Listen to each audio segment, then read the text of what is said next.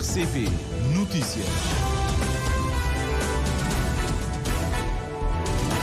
Já são 7 horas em Cabo Verde, por isso mesmo vamos para o primeiro jornal, como sempre, a abrir os títulos desta edição. Sessão plenária da Assembleia Nacional, a primeira deste março, começa hoje com perguntas ao Governo. Vai responder o Ministro do Turismo e Transportes, Carlos Santos, a pedido do PICV. A elevada salinidade de água subterrânea no perímetro agrícola do Colonato preocupa os agricultores de Tarrafal de Santiago. A economia azul é um processo gradual, contínuo, que requer muito financiamento, sublinhado do Diretor Nacional das Pescas e Aquacultura, a propósito de um workshop que decorre hoje na cidade do Mindelo com o tema Destravando o Crescimento Azul. Trilhas reabilitadas, centros interpretativos instalados e apoio a empreendimentos comunitários. É o balanço que fica em Santo Antão do projeto Apoio ao Microempreendedorismo Feminino Ambientalmente Sustentável no sector do turismo rural. A preservação dos cemitérios de judeus chegados a Cabo Verde a partir de Marrocos avança para as ilhas da Boa Vista e São Nicolau. Hoje é assinalado o 10º aniversário do restauro de 10 sepulturas sinalizadas na cidade da Praia. Presidente peruano pede demissão por estar relacionado com tráfico de droga. São os destaques desta edição. Confira já de seguida estas e outras notícias numa edição do Júlio Vera Cruz Martins. Bom dia.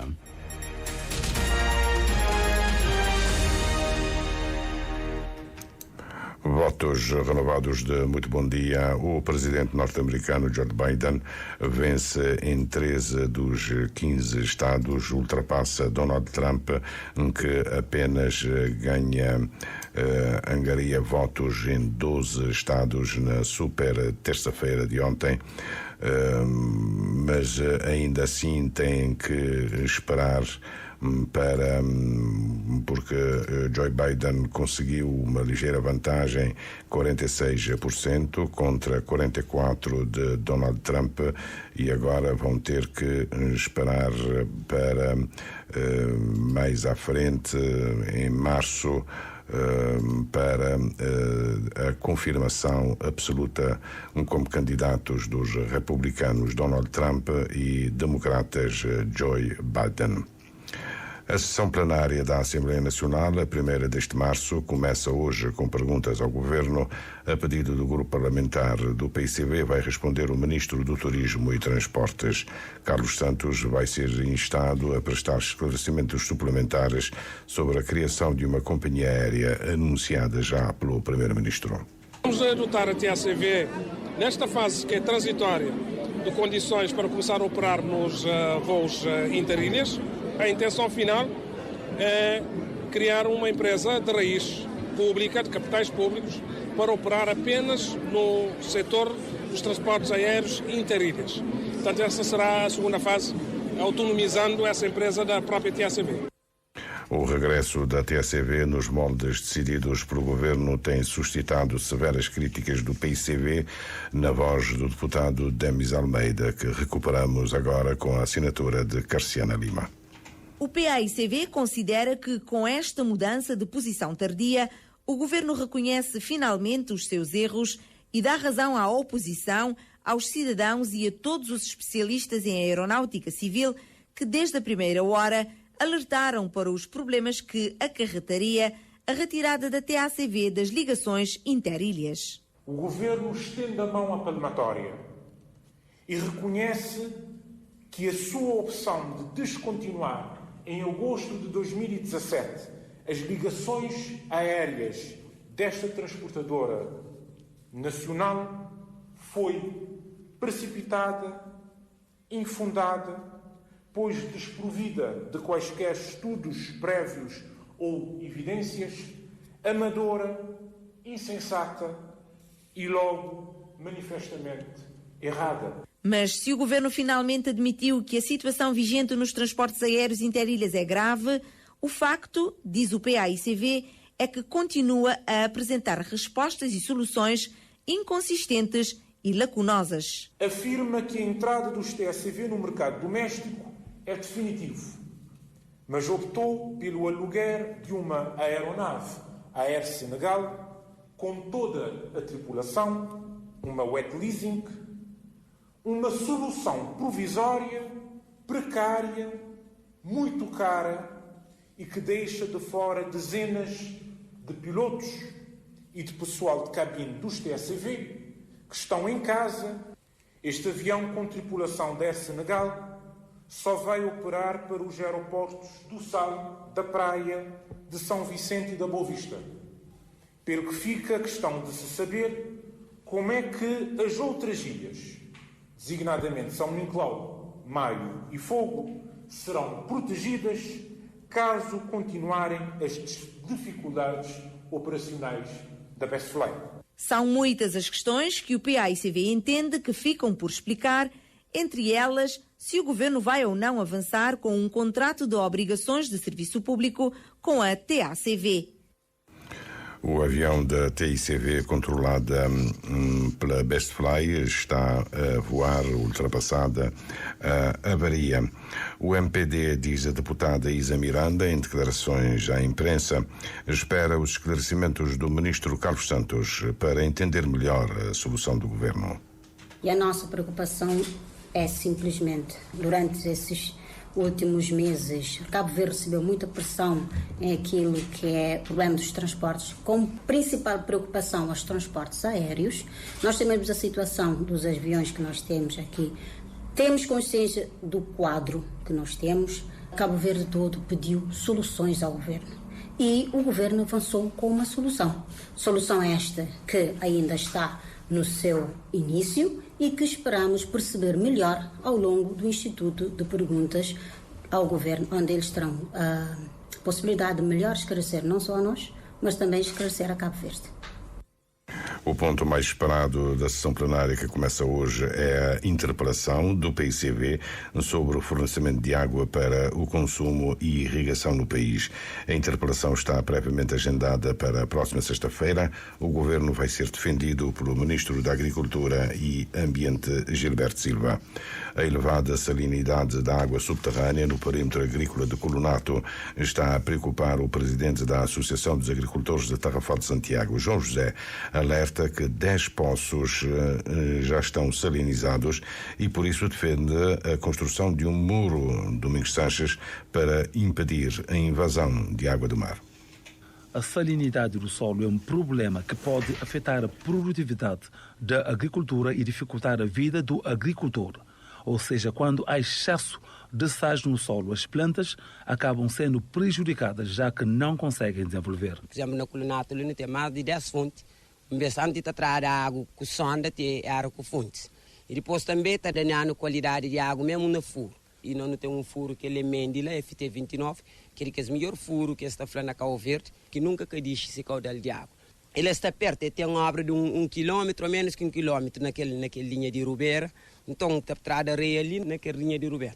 Então, o nível de água mar está também cada vez mais, está perto daquele furo. Uma questão que leva o presidente da associação a defender uma aposta forte na sustentabilidade ambiental. A panha de areia também está sob consequência também no turismo, na pesca, no embelezamento. Como não está investindo no turismo, o turismo é o nosso ponto forte. Se não dá foco a aquelas questões de extração de inertes ali, não está melhora solo, não está melhora a qualidade de turismo, não está melhora mais quantidade de peixe. Né? Bom, não tem um perímetro grande ali, qualidade de solo se diminui, qualidade da água se diminui, para modo de já, só que ele trareia está feita gravemente. Então é importante que no governo, Câmara, tudo, em cooperação com os grupos também que têm amigos de Cabo Verde, para nos ajudar na questão ambiental. Se não pega na questão ambiental, não fazer dique, não fazer banqueta, não fazer barragem, não conserva solo, não para areia, cascaio, pedra na mar, então não conserva. Então não tem um ponto forte no futuro imediato, não tem tudo recompensa desse coisa. João José refere-se também a fenómenos da ressaca do mar, que tantos estragos podem causar na costa do Tarrafal, junto do Colonato. Na época de janeiro, fevereiro, março, então sempre Marta sube. A água de Marta sube, está bem arriba ali. Até costuma entrar no perímetro de outras pessoas. É uma coisa que no mês de atenção imediata. Não pode ter fazer um coisa tipo de muro nesse de Cascaio. Presidente da Associação de Agricultores do Clunato, preocupado com uma eventual subida rápida do nível do mar, capaz de trazer prejuízos consideráveis aos produtores do perímetro agrícola do Clunato, no concelho do Tarrafal.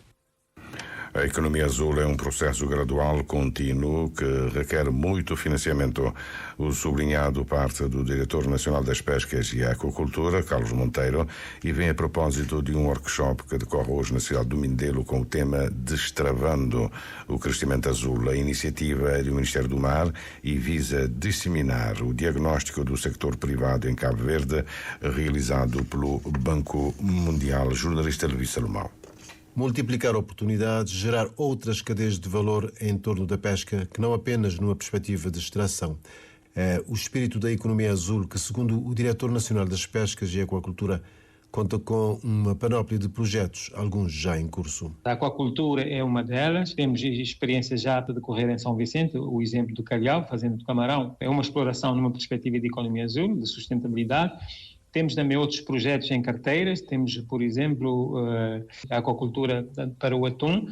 Temos que ver essa perspectiva de complementaridade, atividades com o ecoturismo, com o turismo, desde a pesca desportiva. Temos projetos importantes que vão alavancar o turismo e a pesca, nomeadamente em Santo Antão, temos em Santiago. Há um pouco, por exemplo, no Sal, temos o Pontão. Projetos que, segundo Carlos Monteiro, não obstante o mote do workshop, demonstram que o crescimento azul não está travado. O que por vezes falta ou demora a chegar são financiamentos. A economia azul é um processo gradual, é um processo tanto contínuo e é preciso muito engajamento e muito financiamento. E esse workshop vamos trabalhar e vamos exatamente recolher subsídios numa perspectiva, tanto clara de otimizar e de acelerar e sobretudo, de encontrar estratégias eficientes para a mobilização e, sobretudo, para tanto a mobilização dos recursos, os desembolsos, porque normalmente são processos que envolvem tanto alguma tecnicidade, são projetos que são feitos com cursos, estudos, porque não há economia azul sem investimento, sem parcerias, portanto, é isso que vamos, portanto, trabalhar. Por isso, sublinha o workshop, que chega em boa hora. O evento reúne em São Vicente especialistas, profissionais e representantes de instituições públicas e privadas do setor do mar e conta com a parceria do Banco Mundial e da Cooperação Francesa. Trilhas reabilitadas, centros interpretativos instalados e o apoio a empreendimentos comunitários. É o balanço que fica em Santo Antão do projeto Apoio ao Microempreendedorismo Feminino Ambientalmente Sustentável no sector do turismo rural, visando a resiliência dos sectores vulneráveis. O projeto está encerrado desde ontem em cerimónia no Concelho de Ribeira Grande e a jornalista Arilísia Rodrigues também lá esteve.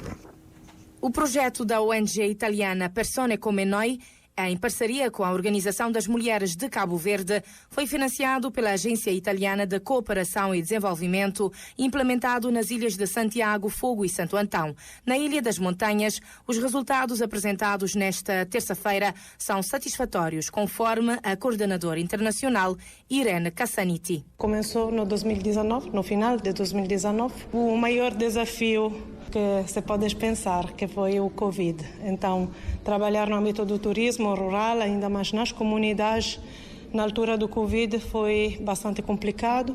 Desse desafio, acho que acabamos por ter ótimos resultados. A reabilitação de trilhas, a criação de um centro de interpretação e o apoio a empreendimentos comunitários são algumas das atividades do projeto, segundo a presidente da OMCV, Heloísa Gonçalves.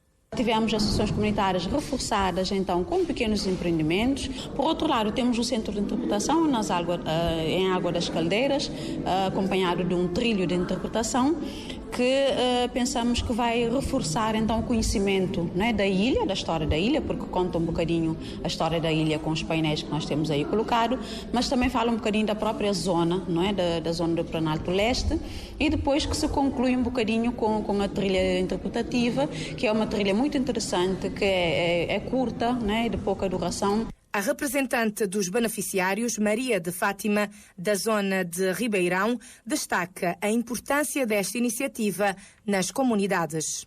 Não ficar muito contente de ter e ser beneficiado para esse projeto. É algo que deve mudar de vida. Exatamente, é algo que muda nos vidas, e não só nos vidas, mas sim da nossa comunidade, que é quando um turista passa na Ribeirão, não tem alguma coisa que é para oferecer lá dentro, naquele centro também. O projeto beneficiou ainda 21 famílias com microcréditos para desenvolver na própria casa atividades ligadas ao turismo rural, além de realizar ações de formação para os guias de turismo e para as mulheres, em parceria com o Instituto de Emprego e Formação Profissional, IEFP.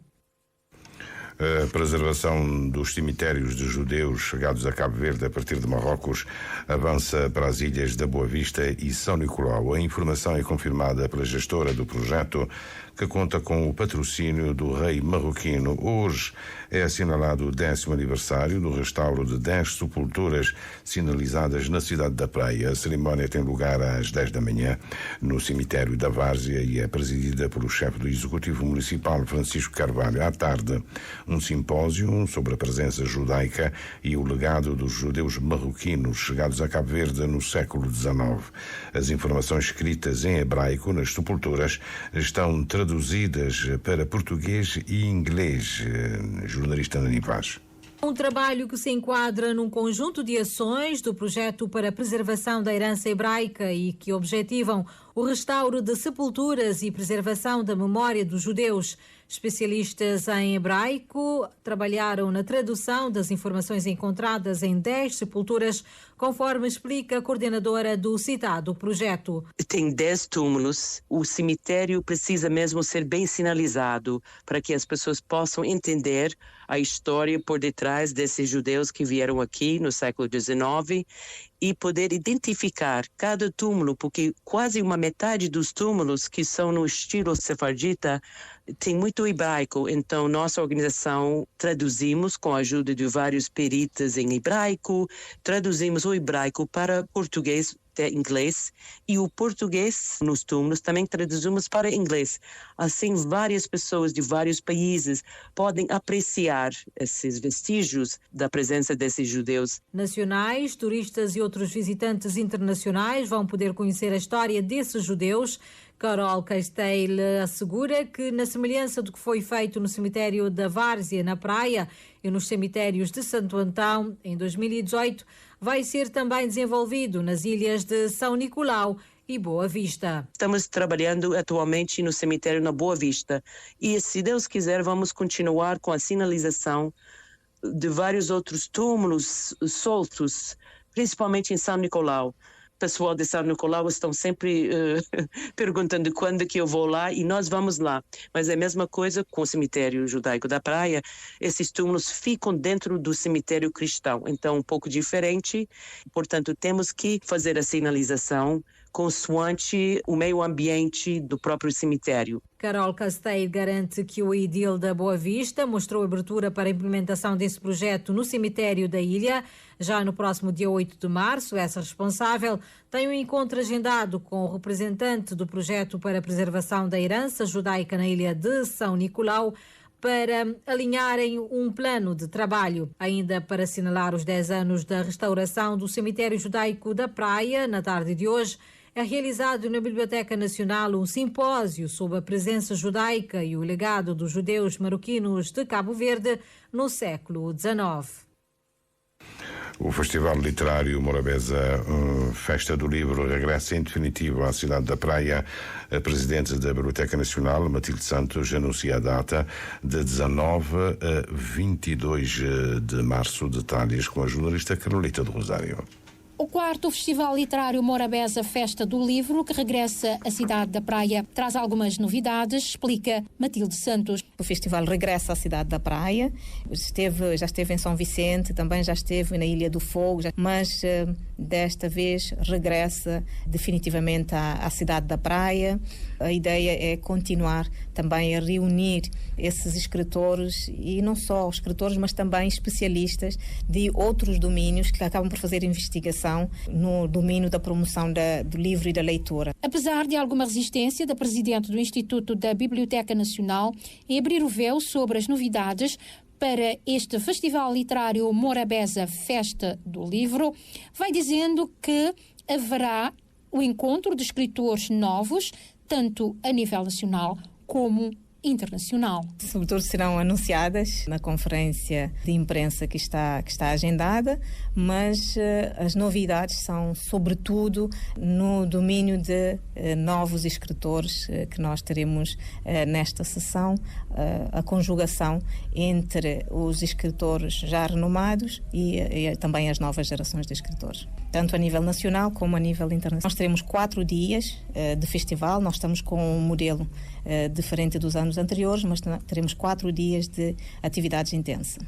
Cidade da Praia recebe de 19 a 22 de março o 4º Festival Literário Morabeza Festa do Livro. O evento regressa à cidade capital depois de passar por outras cidades e sofrer um interregno devido à pandemia da Covid-19.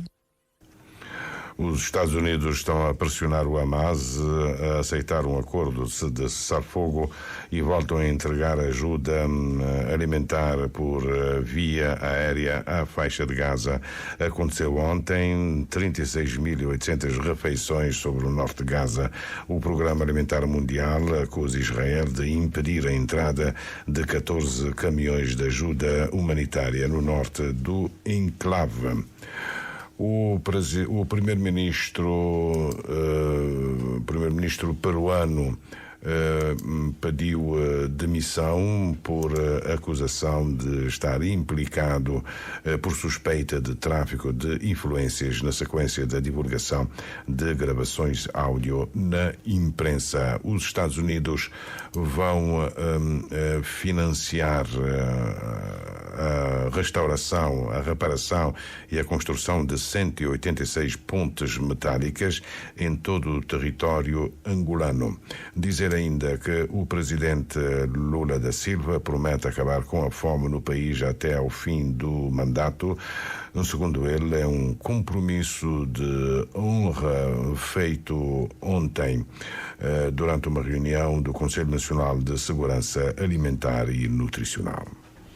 Passam agora 23 minutos das 7 da manhã, tudo dito em relação a esta primeira edição do jornal, o primeiro jornal para esta quarta-feira, hoje dia 6 de março.